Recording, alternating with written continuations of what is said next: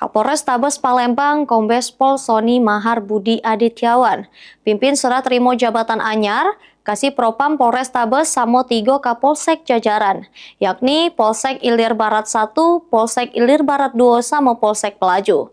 Berharap pejabat anyar cepat beradaptasi ngelaksanakan tugas pokok dengan maksimal.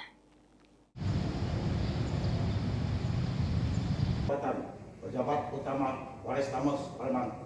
Siap. Lanjutkan. Bertempat di Aula Cendrawasih Mapolres Tabes Palembang, Kapolres Tabes Palembang Kombes Pol Sony Mahar Budi Adityawan memimpin serah terima jabatan atau sertijab sejumlah pejabat utama sama Kapolsek jajaran Polres Tabes Palembang.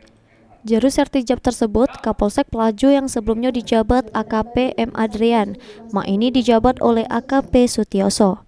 Untuk jabatan Kapolsek Ilir Barat 1 yang sebelumnya dijabat oleh Kompol Rifan Wijaya, ini dijabat oleh Kompol Fauzi Saleh.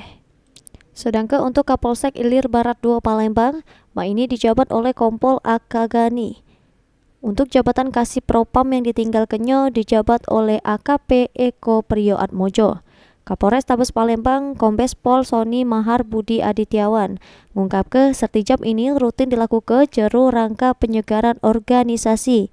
Maka dari itu dirinya berharap pejabat anyar juga bisa beradaptasi ngelaksanakan tugas pokok sama fungsi di Polres Tabes Palembang dengan maksimal.